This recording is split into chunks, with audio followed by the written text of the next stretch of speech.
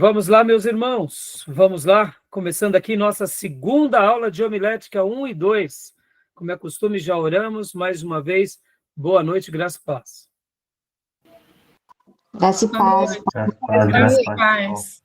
Boa noite, graça e paz. Boa noite.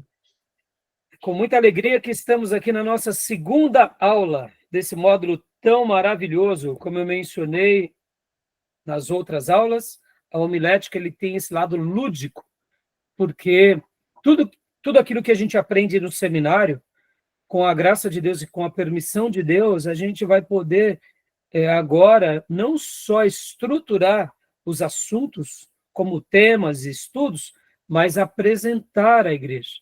Então, essa aula ela é maravilhosa e ela tem um sabor, eu diria, prático. Ela tem um sabor técnico, que a gente aprende, mas ela tem esse lado mais prático, que você exercita isso. Então, que Deus nos dê graça e que o Senhor continue nos ajudando hoje e durante todo esse módulo, tá bom? Meus irmãos, como é costume nosso, as nossas aulas sempre são gravadas para que vocês possam reutilizá-las, são gravadas também para que futuros alunos que queiram fazer o nosso curso em AD nos procurem, porque esses materiais farão parte também do currículo, e são gravadas também para abençoar o maior número de pessoas que assistirem essas aulas. E como é praxe, vamos ler um texto bíblico? Quero que os irmãos abram comigo um texto bíblico que está em Atos capítulo 6. É um texto muito conhecido sobre um momento bem específico que a igreja primitiva passou, que foi de uma crise, um problema. Alguém já disse, sabiamente, que a matéria-prima de um pastor é problema. E, de fato, eu concordo, porque não que você vai viver com problemas, mas o problema, a dificuldade, a circunstância sempre fará parte do ministério pastoral, até porque, de acordo com aquilo que Deus nos permite passar e viver, a gente vai ter que chegar a uma solução, a solução de um problema. Então, aqui, a igreja primitiva, ela teve um problema, ela teve uma dificuldade, porque algumas viúvas, aquelas viúvas de linhagem helênica, ou seja, de raiz grega, não estavam sendo assistidas. E esse episódio, ele é um episódio muito curioso, no Atos 6, do versículo 1 até o versículo 4, os apóstolos eles vão estar resolvendo esse problema. E o versículo 2 ao versículo 4 vai mostrar aqui a função pastoral. Qual é o motivo de um pastor? Qual é o propósito de um pastor? Sabemos que o pastorado ele tem o lado prático, ele tem um lado de visitar as pessoas, tem um lado de aconselhar, mas, sobretudo, a função pastoral ou de um líder de uma igreja, ele tem aqui um propósito muito claro. E a gente vê esse propósito, em especial, na vida dos apóstolos. Sabendo que o apostolado ele foi único na vida desses 12, mas o que eles fizeram vai se repercutir em toda a história da igreja. Jesus separa 12 apóstolos, depois separa Paulo também como 13º, e a gente entende que Silas, Barnabé, Timóteo, foram também pessoas que caminharam com os apóstolos, alguns vão dizer que eles também tinham o dom apostólico, e de fato eu até acredito nisso. A gente vai aprender bastante isso em teologia sistemática, porque podem ver que o próprio Timóteo, o próprio Silas, escrevem as cartas do Novo Testamento com Paulo. Então, a igreja do Novo Testamento ela é uma igreja fundamentada na doutrina apostólica. Então, os apóstolos, eles foram, sim, especiais, mas, sobretudo, eles foram pastores dessa igreja embrionária. E logo depois deles vem quem? Vem os apóstolos, ou melhor, os pastores. Então, o que nós entendemos? Né? Que a função que Deus deu para os apóstolos é a função que Deus dá aos pastores. Ou seja, nós copiamos o modelo apostólico, sendo pastores. Então, aqui em Atos capítulo 6, vai contar a história desse problema, como eles solucionam e qual é o grande objetivo deles. E eu quero ler aqui com vocês esse texto, abrindo aqui essa aula de hoje, porque nós estaremos dando sequência a todo o material que a gente está estudando, e eu gostaria de destacar isso aqui em primeiro momento com todos vocês, que a função pastoral, ela é muito mais do que ser um administrador da igreja. A função pastoral é muito mais do que ser alguém que visita as pessoas nos lares ou nos hospitais ou faz algum culto. A função pastoral, ela está fundamentada em duas bases, que é o estudo da palavra de Deus. E quando a gente entende o estudo da palavra de Deus, a gente está dizendo o seguinte: ele estuda e ele mergulha na palavra para ensinar a palavra, para pregar essa palavra. Então, percebam, a primeira base é essa. E a segunda base é o quê? Uma vida de intimidade com Deus em oração. Ou seja, em tese, qual é o trabalho do pastor, segundo o Novo Testamento? É mergulhar na palavra, se alimentar da palavra, aprender a palavra para poder ensinar a palavra, discipulando cada alma, por meio das mensagens do púlpito, por meio dos ensinos de escola bíblica, por meio do discipulado ombro a ombro, ou seja, a função pastoral é o ensino da palavra de Deus. E aqui a gente entende que o ensino se dá principalmente quando o pastor sobe no púlpito e ensina toda a igreja. E a segunda coisa, tão importante quanto a primeira, vai ser a vida de oração desse pastor, ou seja, se alimentando de Deus, recebendo de Deus, sendo dirigido por Deus. Então, olha só que interessante, essas duas bases devem ser as bases de um ministério pastoral. Pastor, e a administração? A administração qualquer um pode fazer da igreja. E as visitas? O pastor pode fazer visita, mas muitos outros irmãos podem fazer visita. Mas e a construção do prédio? Muitos irmãos podem cuidar da administração do prédio. Mas segundo o Novo Testamento, e em especial o texto de Atos, e aqui Pedro vai falar sobre isso, cabe ao pastorado mergulhar na palavra para ensinar a palavra e mergulhar numa vida de oração para poder apresentar esse rebanho diante de Deus e também esse homem de Deus ouvir de Deus o que o Senhor quer para esse rebanho. Tá bom? Vamos ler o texto aqui? Vamos ler do versículo 1 ao 4. O irmão que estiver aí já aberto, pode ler, ou a irmã, por gentileza. Eu vou estar replicando aqui na minha Bíblia digital. Então, Atos 6, versículo 1 ao 4. Pode ler. Um irmão ou uma irmã, por gentileza.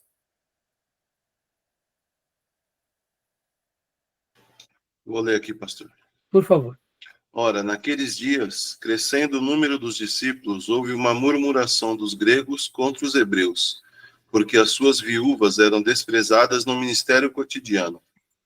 E os 12 convocando a multidão dos discípulos, disseram: não é razoável que nós deixemos a palavra de Deus e sirvamos às mesas.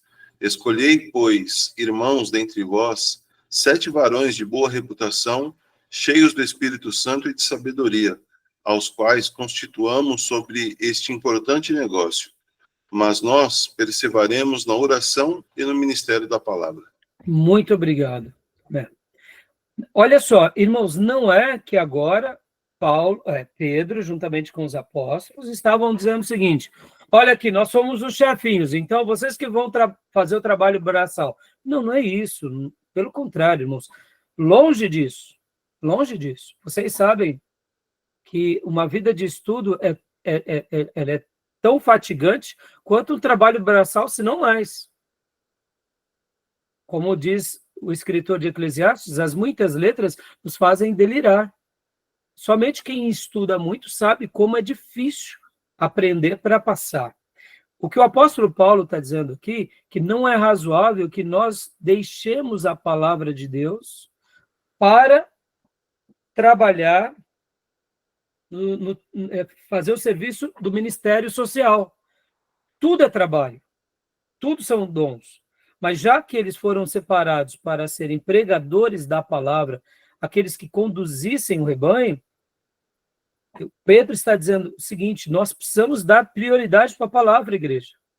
E aí ele vem então e diz: bom, escolham dentre vocês 7 irmãos de boa reputação, cheios do Espírito Santo e de sabedoria, que tenham, né, linhagens, a gente entende pelos nomes logo a seguir aqui, que sejam também de parentesco helênico. Pode ver que os nomes são Felipe, Prócoro, Nicanor, Timão, Pármenas, Nicolau e prosélito de Antioquia. Então, percebam que os nomes são nomes helênicos, a sua grande maioria. Então, percebam que aqui ele está dizendo o seguinte: separem também homens que tenham, né, esses critérios, como no versículo 3 ensina.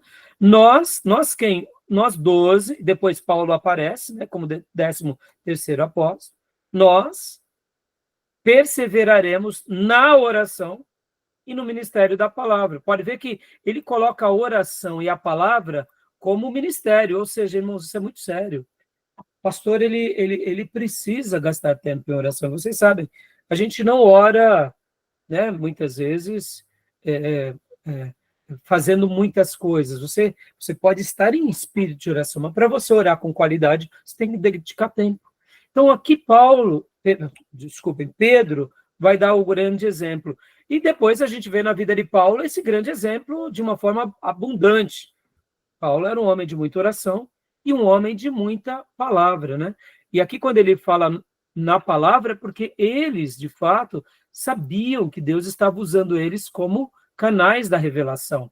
E não só isso, mas eles também estavam ensinando todo o Velho Testamento e o cumprimento do Velho Testamento agora no Novo, na pessoa e na obra que Jesus tinha feito. Então, irmãos, eu estou dizendo tudo isso porque talvez vocês nunca tiveram, né, esse contato com essa matéria, muitos dos irmãos, e sejam mais complacentes com o pastorado, sabe? Porque o pastorado, muitas vezes as pessoas, elas acham que o pastor não tem o que fazer. Vou contar uma história aqui rapidinho, né? Um obreiro passou em frente à igreja e quando ele chegou lá na igreja, ele bateu palma e o pastor saiu, né, da igreja. Ô, irmão, tudo bem? Tudo bem. Ô, pastor, o senhor está aí? Tô. O que o senhor está fazendo? Estou estudando. Ah, então tá. Então o senhor não está fazendo nada, né? Aí o pastor, assim, né, meneou a cabeça. Irmão, né, tipo, eu não vou ficar discutindo com o irmão, né? Se o pastor está estudando, meu irmão está achando que o pastor não está fazendo nada. Aí passou-se, né, um período, e no outro dia, por acaso, no outro horário, tinha um matinho assim na frente da igreja, que tinha crescido ali no jardim da igreja, e por acaso o pastor pegou uma enxada e começou ali a tirar aquele matinho, e aquele mesmo irmão do dia anterior tinha passado e: ô, pastor, tudo bem? Tudo bem, irmão, tudo bem. Ô, pastor, está trabalhando, né? Eu falei: não, meu irmão, agora agora eu não estou trabalhando, agora eu estou carpinando, né? E ali o pastor assim ficou meio acanhado qual lição de moral dessa história? Na realidade, o pastor estava numa hora vaga ali, e por ele estar numa hora vaga, ele foi carpir, foi fazer uma tarefa. Mas ele não ficou batendo boca com aquele irmão, porque era um irmão limitado. Por que eu estou contando essa história? Porque essa historinha, essa história, né? Ela tem muito a nos ensinar. Quantas são as pessoas que acham que um irmão, quando ele está orando, quando ele está estudando, ele não está fazendo nada? E somente pessoas muito limitadas pensam assim. Porque o apóstolo Paulo mesmo vai dizer que é o pastor que foi separado para o pastorado e que ensina, que inclusive Paulo vai dar um termo muito curioso. Paulo vai dar, o Espírito Santo vai usar Paulo para dizer isso numa das cartas, que ele seja honrado com duplos honorários, ou seja, se ele já é pastor, honre o teu pastor. Se ele ainda é pastor e tem a obra do ensino, que ele seja honrado com honorários duplos, porque essa é a função pastoral. E por que eu estou falando isso, irmãos? Porque nós estamos aqui numa aula que é a homilética e não tem como termos êxitos na pregação se nós não estudarmos, se nós não orarmos, se nós não nos consagrarmos. Né? Há uma frase de Wesley que dizia o seguinte: estude como se tudo dependesse de você. Ou seja, estude o sermão, leia a Bíblia, escreva como se tudo que você fosse produzir no púlpito dependesse de você. Por outro lado, quando você subir ao púlpito, ou quando você se colocar diante das multidões numa praça ou numa tribuna, fale em nome de Deus como se tudo dependesse de Deus e nada de você. Perceba, essa relação é muito curiosa. A gente tem que fazer o nosso melhor, porque é um gesto de amor e de zelo ao nosso dom. Mas, ao mesmo tempo, nós fazemos com total dependência do Espírito Santo, porque é na força do Senhor que a gente vai conseguir êxito. Tá bom, meus irmãos? Então, eu deixo essa palavra aqui e quero deixar um desafio a vocês. Orem pelos vossos pastores. Orem para que eles sejam homens de estudo, homens de oração, homens de intimidade, homens profundos na palavra, e apoiem eles. Por quê? Porque a gente vai aprender aqui. Um púlpito forte gera uma igreja forte. E hoje nós estamos sofrendo de púlpitos rasos. Por isso que a igreja está tão rasa. Púlpitos que muitas vezes não têm coragem de falar a verdade, ou quando fala de uma forma muito repleta de eufemismo, que é para não ofender, e o tiro sai pela culatra, porque se o Senhor está falando para a gente falar de pecado, de arrependimento, se Deus está falando para a gente citar certas verdades que estão no texto sagrado, compete a nós sermos fiéis. Igrejas fortes e púlpitos fortes geram igrejas fortes. E para eu concluir essa minha introdução, para a gente mergulhar aqui nos materiais, irmãos, todo o período dos grandes avivamentos na história foram períodos em que o púlpito era muito forte. A pregação era muito bíblica, muito escriturística, muito cristocêntrica. E por essa razão veio um grande avivamento. Então, que Deus possa fazer isso entre nós. E o desafio que eu deixo a vocês aqui como obreiros, como seminaristas, como futuros pastores é: incentivem as vossas igrejas a dedicarem, que os vossos pastores sejam homens de estudo, homens de oração, e deem todo o apoio para isso, para que quando eles subirem lá no púlpito, que eles sejam como Moody, né? Que falava às multidões e as multidões, elas sentiam o fogo de Deus. Moody, ele pregava às multidões e ele dizia que as multidões diante dele eram como o chocolate que derretiam diante do fogo do Espírito Santo. Assim John Wesley também, ele fazia algo semelhante. Então, que Deus levante homens assim e que vocês sejam obreiros que apoiem igrejas assim. Não igrejas mercantilistas, igrejas, sabe, que atendam a demanda de mercado. Isso é muito pequeno, não é para isso que Deus nos separou. Tá bom, meus irmãos? Eu faço essa breve introdução e deixo essa palavra porque está no texto. Pedro está dizendo, nós não podemos negligenciar a palavra. Nós precisamos dedicar tempo com a oração e com a palavra. E que a gente possa apoiar pastores assim e igrejas assim. Amém, meus irmãos? Tá bom? Meus irmãos, rapidamente aqui, eu tinha mencionado há pouco que eu refiz, né, a nossa grade curricular, e eu queria rapidamente passar aqui para vocês. E na nossa grade curricular, eu acrescentei várias obras, tá? Eu já encaminhei nos canais internos nossos, tanto de WhatsApp quanto de Telegram. Então, só quero passar rapidamente aqui para vocês que a nossa ementa, né, nosso programa de aula, olha só, eu coloquei aqui vários outros livros, tá? Então, eu destaquei alguns livros aqui, meus irmãos, que nós estaremos trabalhando aqui com esses dois livros, que é o livro do John Broadus, né? E com o Jerry Craig. Nós estaremos trabalhando com esses dois livros-textos, mas eu estive pesquisando, eles, inclusive falando com a editora Ragnus, eles não têm mais essa obra, assim como também a Juerp, né? Não tem mais essa obra. Eu procurei na internet, fiz essa lição de casa, infelizmente não achei apenas livros usados. Mas nós estaremos trabalhando sobre o livro do John Broadus, que é sobre a preparação e a entrega de sermões. No entanto, o que acontece?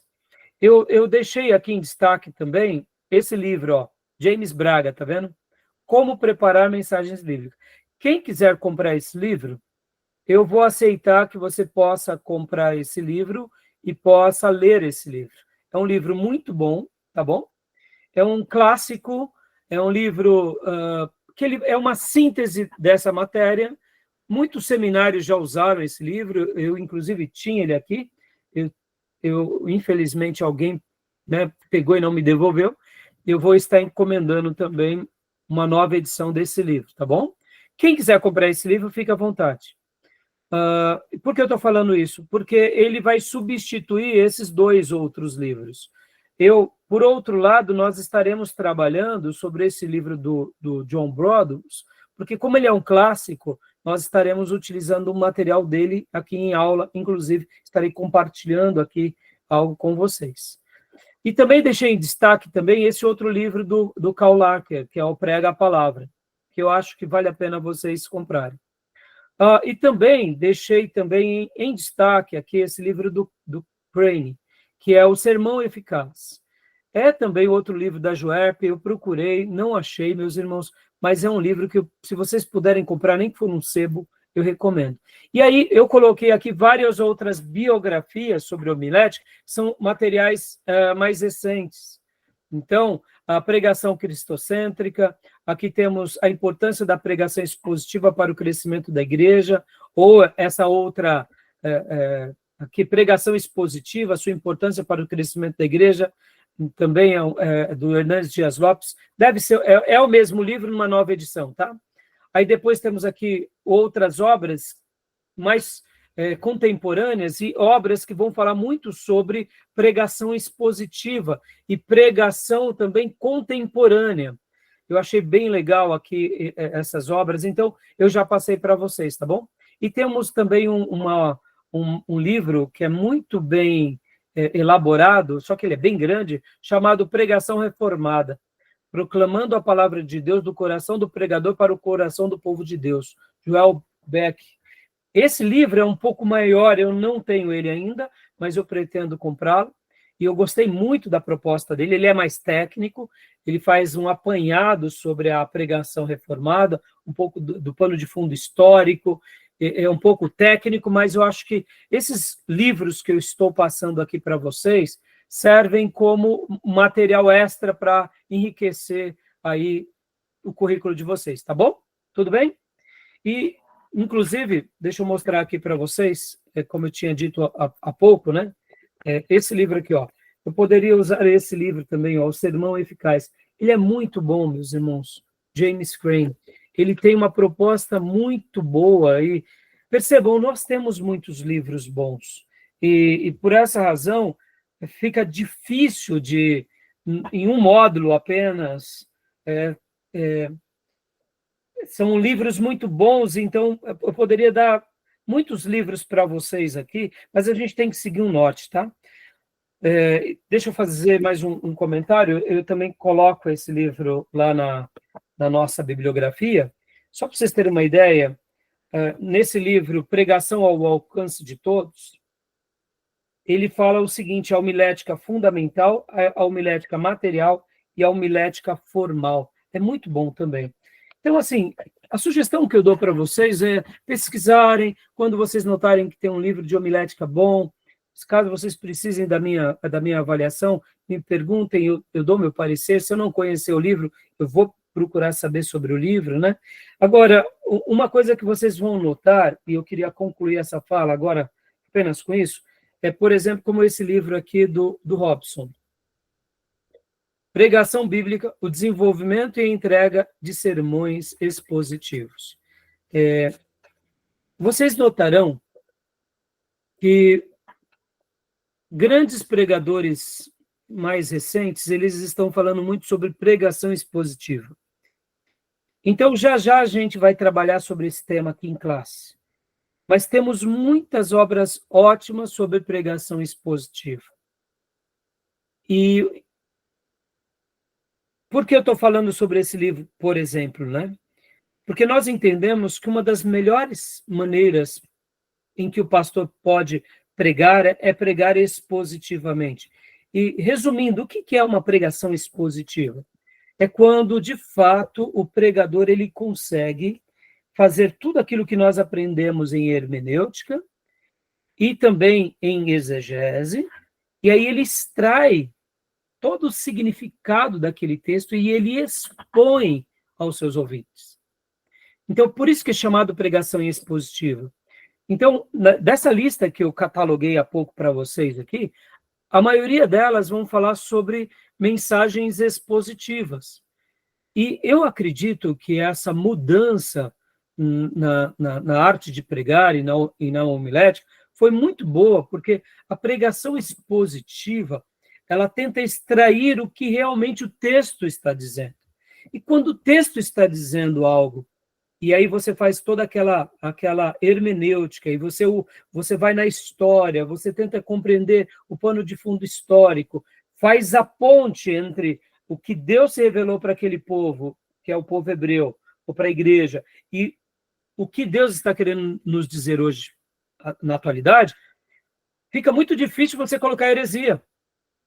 Então, por isso que os grandes pregadores da atualidade, eles sempre vão ser pregadores expositivos, porque eles tentam ser fiel ao texto sagrado. E isso é maravilhoso. Então, a igreja, eu diria, principalmente a igreja ortodoxa, a igreja, quando eu falo de teologia ortodoxa, ou seja, a igreja reformada, ou a igreja histórica, eles vão ter uma tendência a isso. Tudo que foge disso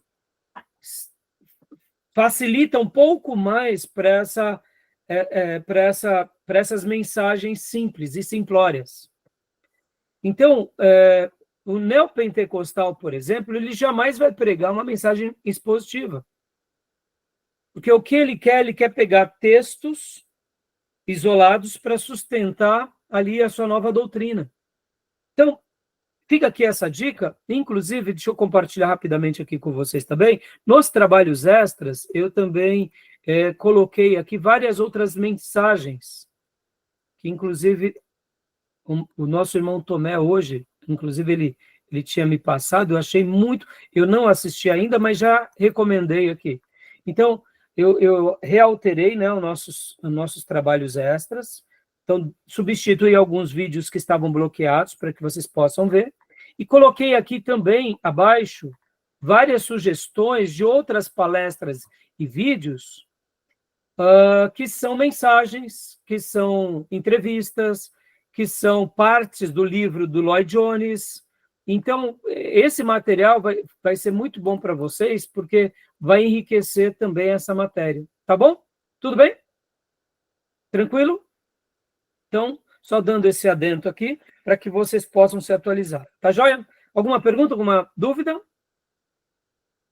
Não? E, como eu tinha dito, irmãos, já que nós não estaremos conseguindo utilizar esse livro, e esse livro é um clássico, e tentem comprá-lo, né? É claro, desde que não seja um preço abusivo, como eu disse, eu achei apenas usado, mas em preços absurdos. Nós estaremos usando o material dele já antigo, né? Que, pelo que nós estivemos vendo, é um material já de edições antigas, mas, na realidade, é o mesmo livro, só que está no novo formato. Quando a Ragnos fez essa reimpressão, ele colocou algumas coisas a mais, deu aquela enfeitada, deu aquela remodelada e mudou um pouco. Já a obra original, que é essa obra aqui, que a editora Juep, inclusive, tinha lançado, vou colocar aqui para vocês, só para vocês terem uma ideia rapidinho. Então, eu quero que vocês já comecem a ler esse material aqui. Quando foi lançado pela Juep, o título era O Preparo e a Entrega de Sermões. Quando a Ragnos lançou recentemente, aqui no ano de Essa edição é do ano de 2009. Veio como sobre a preparação e entrega de sermões. Então, eles deram uma repaginada, mas só para vocês terem uma ideia, é a mesma estrutura, tá, irmãos? Essa obra, por exemplo, é de 1960. Então, é 60 mesmo? Deixa eu aumentar aqui, ó. Isso, 60. Então, só para vocês terem uma ideia, esse texto ele vai ser um texto um pouco mais antigo, mas eu gostaria de seguir e sugerir que vocês lessem esse material. Pode ver que ele tem 384 páginas, mas vocês têm que entregar 200 páginas como leitura obrigatória. Então, quem ler mais ganha pontos extras. Então, na realidade, vai seguir a mesma estrutura. É claro, eles mudaram alguma coisa, né? Aqui na introdução, aqui temos praticamente 14 páginas. Nessa introdução aqui, nós temos praticamente 32 páginas. Mas muitas vezes muda também um pouco do tamanho da letra, a configuração, né? Aí depois vem as bases do sermão. Segue a mesma coisa. Aqui no capítulo 1 é os fundamentos do sermão. Capítulo 2 é a classificação do sermão. E aqui o capítulo 2, a parte 2, vocês vão ver que é elementos regulares ou formais do sermão. Percebam que eles colocam textos mais... Eles fazem uma adaptação nessa nova versão, por isso que eu sugiro vocês comprarem essa nova versão. Linguagens mais contemporâneos, né? A parte 3 desse livro vai trabalhar sobre os elementos funcionais do sermão. Aqui é os elementos formais do sermão. E a parte 4, o estilo do sermão. Aí, o estilo do sermão aqui está no capítulo 5. E aqui eles colocaram no capítulo 4, não tem problema. E aí o capítulo 4 aqui é os elementos funcionais do sermão.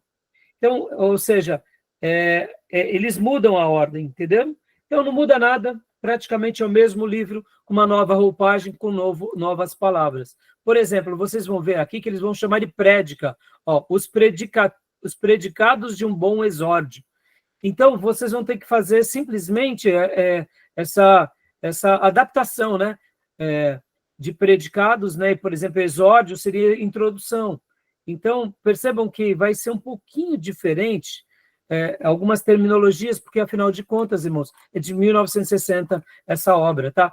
Mas aí vocês me perguntam, pastor, e por que a gente vai usar essa obra? Irmãos, eu confesso que, ao ler essa obra, tudo bem que aqui foi readaptado, mas é um clássico.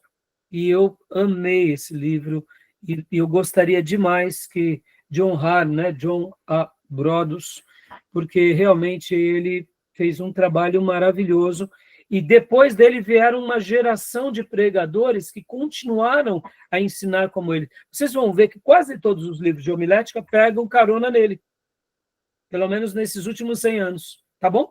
Por isso que eu prefiro estar usando um dos clássicos, tá bom? Só que assim, como eu disse, vamos tentar comprar esse livro. Como eu disse, hoje eu entrei em contato com a Ragnus, e a Ragnus não tinha mais essa publicação. Inclusive, eu falei diretamente com eles lá. Então, vamos ver se a gente acha em outro lugar, em outra livraria, né? Mas até lá, vocês seguem essa leitura, tá bom? Agora, caso vocês queiram pegar o do James Braga, podem ler o do James Braga, que eu vou estar considerando, porque é um livro muito bom. E uma terceira sugestão é esse livro, como eu disse também, O Sermão Eficaz. Tá bom, meus irmãos? Fechado? Alguma dúvida até aí? Não? Tranquilo? Então tá jóia. Então vamos para o nosso slide. Obrigado, Anjo. Ela veio trazer meu chazinho aqui. Vamos lá. Vamos para o material agora. Nós tínhamos parado, meus irmãos, na semana passada, sobre os princípios, lembra? Nós trabalhamos um pouco sobre os assuntos da homilética. Então, vou dar uma breve recapitulada aqui com vocês. Deixa eu só abrir.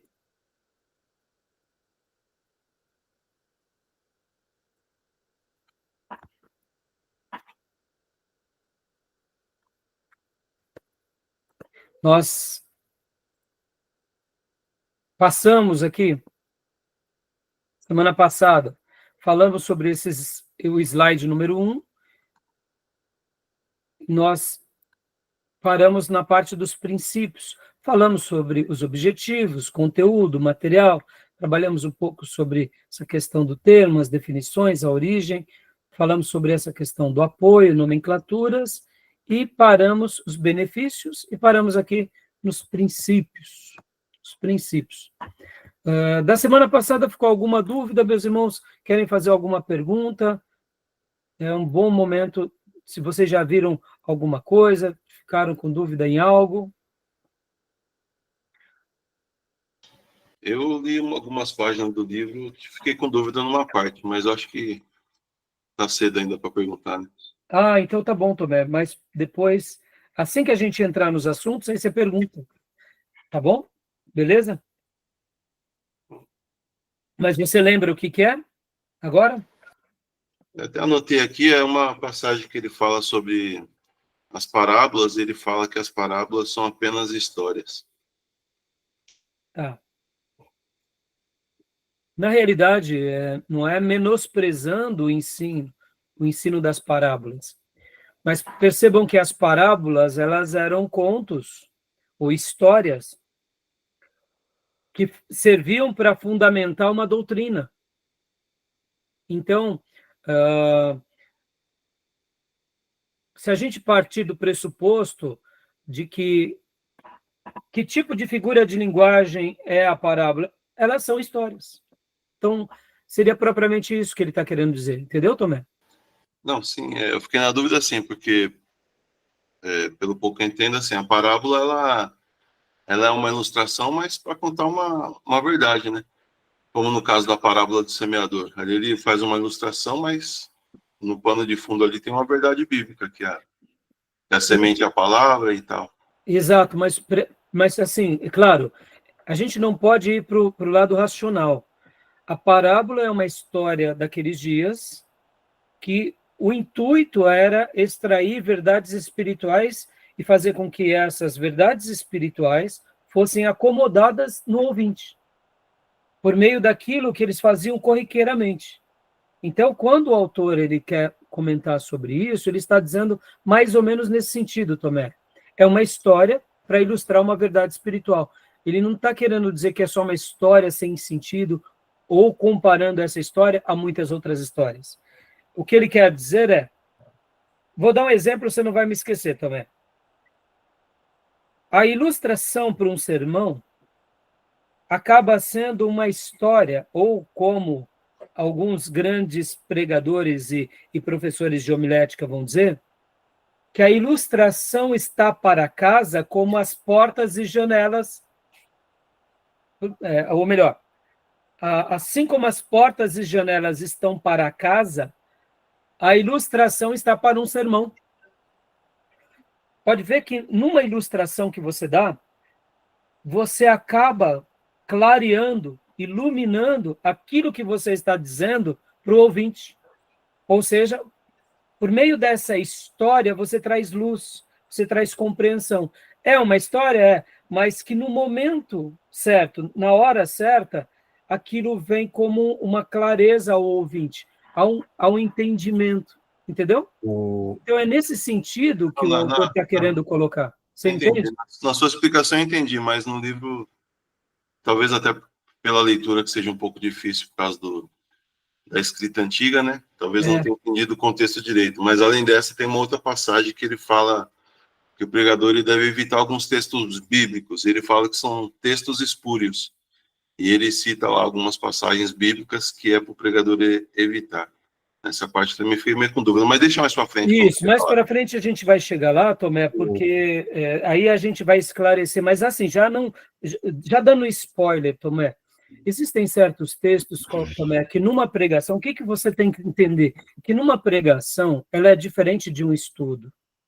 Então, muitas vezes você tem ali numa pregação meia hora, 40 minutos. Alguns pregadores pregam 1 hora, mas a gente sabe que não se passa disso. Dependendo do texto bíblico que você vai argumentar numa mensagem, você não consegue sair dele e as pessoas ficam com dúvidas. Então, quando muitos pregadores vão dar uma ideia de se evitar, é mais ou menos como isso. Sabe aqueles textos mais complicados? A não ser que você está numa sequência de mensagens e você não tem pressa. Você tem ali, por exemplo, a sua comunidade e você está falando sobre Apocalipse, versículo a versículo. você vai ficar 2 anos pregando. Aí tudo bem. Aí você está preparando a igreja. Mas, dependendo do contexto, é bom você tentar fugir dessas discussões numa mensagem, porque senão você traz dúvida. Deu para entender? Assim, mas quando a gente chegar lá mais para frente, a gente trabalha melhor. Mas ficou claro esse ponto, não? Não, assim, é que assim, é que na minha cabeça eu tenho um pouco de dificuldade com as afirmativas. Quando eu vejo alguma afirmativa assim, às vezes ela contradiz, por exemplo, quando ele fala para evitar textos bíblicos que são espúrios, aí logo me vem na mente aquela passagem que está escrita. A Bíblia ela é apta para ensinar, toda a escritura é apta.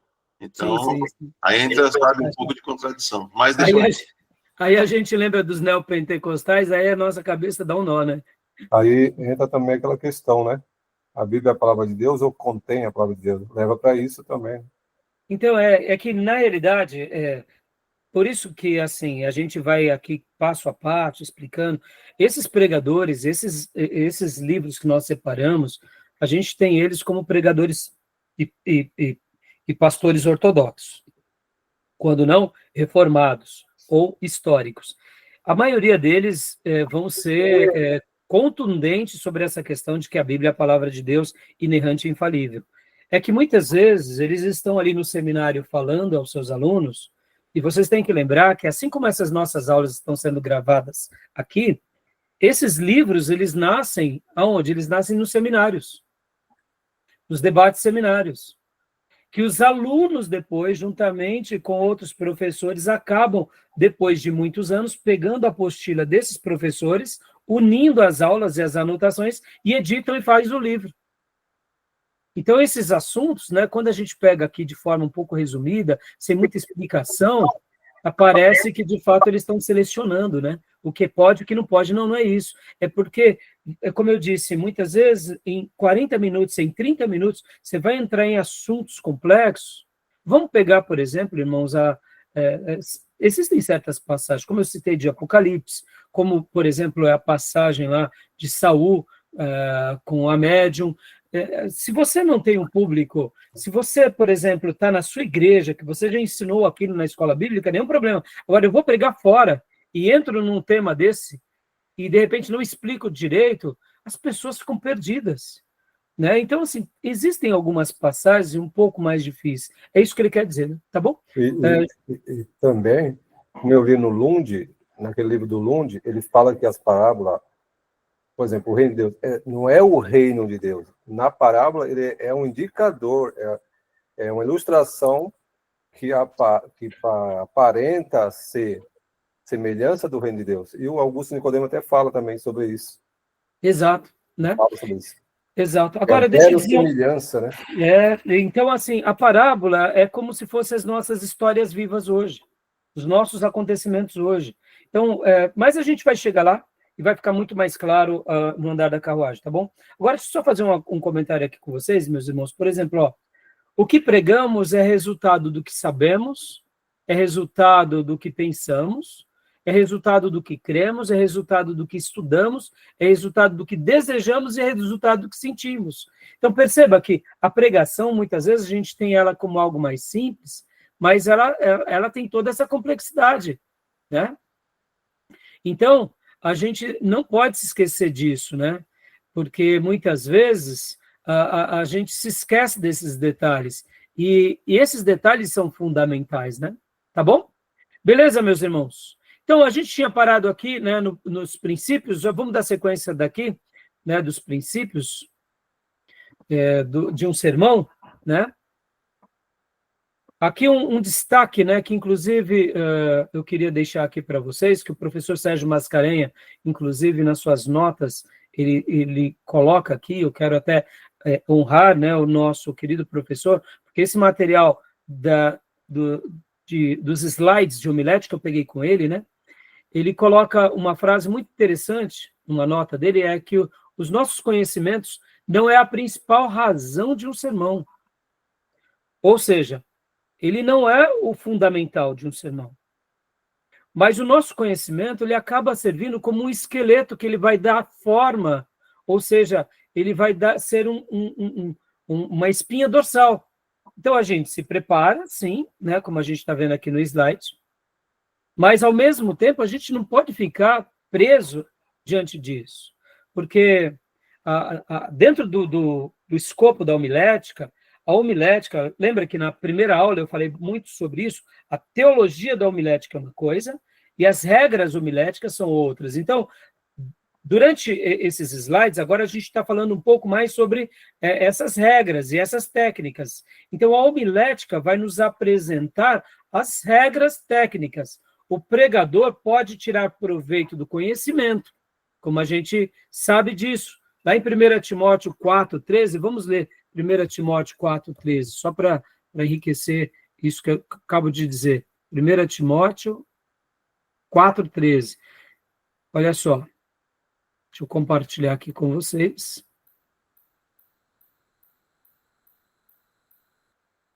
1 Timóteo 4,13. Alguém lê aqui para nós, por favor?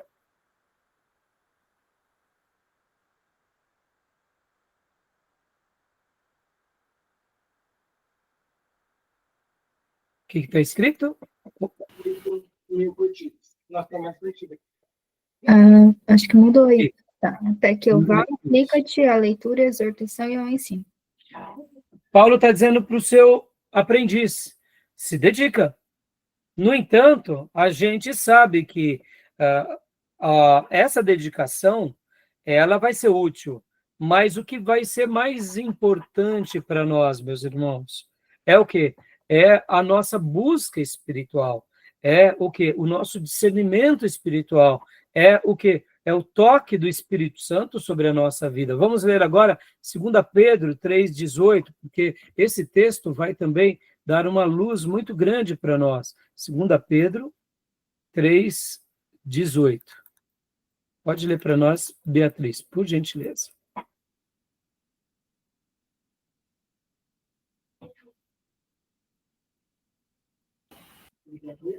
Ah, 18?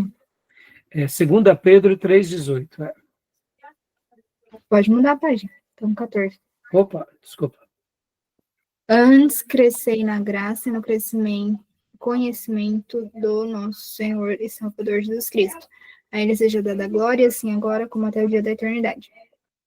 Ou seja, é muito importante, sim, ter preparo, claro que é, mas é muito mais importante crescer na graça, ou seja, crescer na comunhão com o Espírito Santo, na comunhão com a palavra de Deus, entender do Espírito. Porque, irmãos, todo pregador, ele deve adotar, ou ele deve criar nele um sistema de estudo próprio para poder pregar, para que ele possa estar aproveitando o seu ministério. Ou, em outras palavras, ao mesmo tempo em que ele se dedica, ao mesmo tempo que ele mergulha, mas ele também ele tem que se dedicar tanto em comunhão com o Espírito Santo, mas também em comunhão com seus estudos, com a aplicação dos seus estudos. Então, cada pessoa tem que criar esse hábito. Como eu tinha dito para vocês, né? John Wesley dizia essa frase: prepare-se como se tudo dependesse de você e pregue como se tudo dependesse de Deus. Ou seja, se nós estudamos 20 minutos durante a semana toda para pregar uma mensagem no final de semana, não queira falar 40 minutos. Tá bom, meus irmãos? Concorda comigo? A pessoa gastou apenas 20 minutos de estudo, quer pregar 40 minutos. Não, meus irmãos. Quem estudou 20 minutos vai pregar 2 minutos. E olhe lá. Por isso que o livro que eu tinha mencionado para vocês, do Karl Lacher, irmãos, é um livro maravilhoso também sobre pregação expositiva. Passos para a exposição bíblica. Uma das dicas que esse pastor dá aqui, meus irmãos, percebam, Karl Lacher foi pastor da Ed Renekiewicz, viu? O Ed Renekiewicz cita frases do Karl Lacher interessantíssimas, pelas quais hoje o próprio Ed Renekiewicz se enquadra, infelizmente, nas frases que ele tinha dito. Karl Lacher diz assim, Existem livros e pastores que nós precisamos ouvir. Ou pelo menos vamos falar sobre livros. Existem livros que nós precisamos ler. Eu poderia acrescentar que existem livros que nós precisamos ler e pastores que nós precisamos ouvir. Kaulacker depois diz o seguinte: existem livros que não faz diferença se a gente ler ou não ler. Ou seja, e aí eu acrescentaria, existem pregadores que não vai fazer diferença se a gente ler ou ouvir ou não ouvir. Por quê? Nem vai acrescentar muito, nem vai diminuir muito. E aí Kaulacker conclui, existem livros que nós não podemos ler, porque são pessoas regadas de sarcasmos, de ironia, nas entrelinhas negam a Bíblia, negam os ensinos bíblicos. E aí eu poderia acrescentar, existem pregadores que a gente não pode ouvir, que vai nos fazer mal. Ou seja, olha que citação linda. Mas dentro das outras... E aí, quando eu disse do Ed René, é em virtude de tudo que o Ed René se tornou, infelizmente. Ele era visto como um pregador totalmente conservador e agora se enveredou por caminhos tão, eu diria, tão cheio de ideologia, cheio de liberalismos. E eu só tenho orado por ele, irmão, só isso, eu lamento. Mas é uma pena vê-lo como outros que se enveredaram por esses caminhos, né? De uma igreja emergente, de uma igreja inclusiva, como se as outras igrejas não fossem inclusivas, mas eles, em nome do inclusivismo, estão, eu diria, fazendo assim desserviço, na minha opinião, né? No povo de Deus na atualidade. Mas voltando, Kaulacker, ele vai falar sobre isso, que o pregador ele tem que estudar o texto, ele tem que mergulhar no texto, ele tem que gastar horas e mais horas no texto, avaliando o texto, e depois de muito tempo de estudo, aí ele pode sim subir no púlpito e falar por 40 minutos, 1 hora. Percebam, irmãos, quando Kaulacker demonstrava o método de estudo dele, você fica assim, você fala assim, meu Deus, me ajuda, Senhor, eu preciso me converter. Eu preciso me tornar um estudioso desse jeito para poder pregar. Deixa eu dar um testemunho assim, bem breve, sem nenhuma vanglória. Domingo eu venho pregando sobre Gênesis e falando recentemente sobre José do Egito. E nos meus estudos sobre José do Egito, eu tinha certeza sobre que eu iria falar do tema que eu trabalhei domingo, né? Domingo eu fiz uma mensagem sobre José e a minha abordagem foi muito curiosa, porque Deus tinha colocado no meu coração a perseverança de José. A perseverança de José. Então eu estudei, trabalhei, escrevi o meu esboço.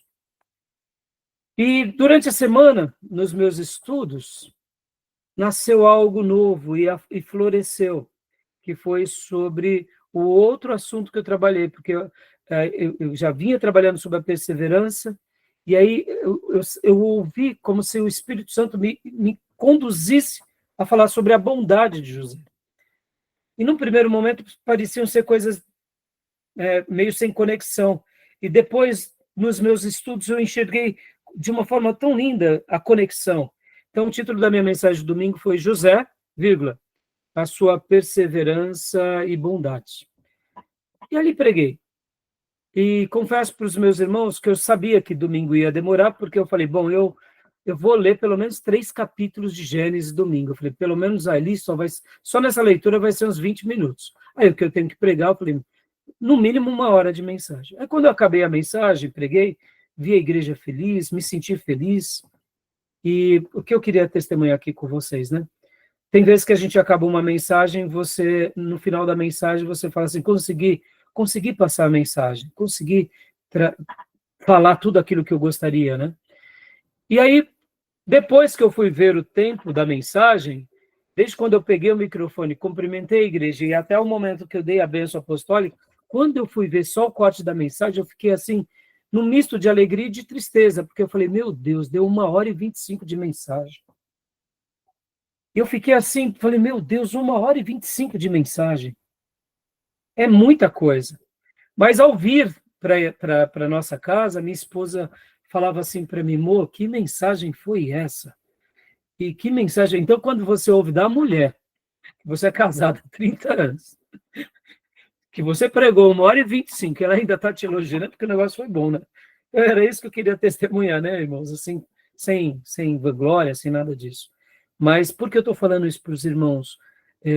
Eu fiquei tão feliz porque eu me senti ali usado, e ao mesmo tempo, o que eu quero dizer para vocês, eu venho estudando sobre esse tema. Eu venho estudando, né? Então, assim, perceba, quando a gente estuda e quando a gente se aplica e a gente ora, em alguns momentos Deus nos dá um presente. E aonde foi o presente que o Espírito Santo me deu? Porque falar sobre perseverança não é uma novidade, né? Tanto é que eu ia gastar um tempo falando de Hebreus, que nós não somos daqueles que retrocedem. Eu ia ler os textos das 7 cartas do Apocalipse, aquele que vencer ou ao vencedor. Estava tudo dentro do meu esboço.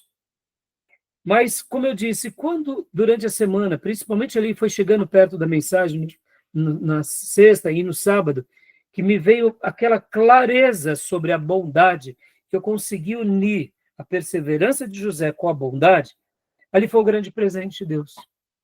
Porque eu quero acreditar que nessa mensagem ficou claro que nós, como servos de Deus, quando não praticamos a bondade, a gente acaba não tendo impacto no nosso ministério na vida. E, como eu disse para vocês, eu falei durante 1h25, realmente foi muito tempo, eu admito. 1 hora eu acho que já é de bom tamanho, mas 1h25. Mas eu também ouvi essa mensagem depois, eu ouvi ontem. Eu gosto de me avaliar. E quando eu ouvi a mensagem, eu falei, não, realmente, dava para ficar mais tempo ainda querendo ouvir sobre a mensagem.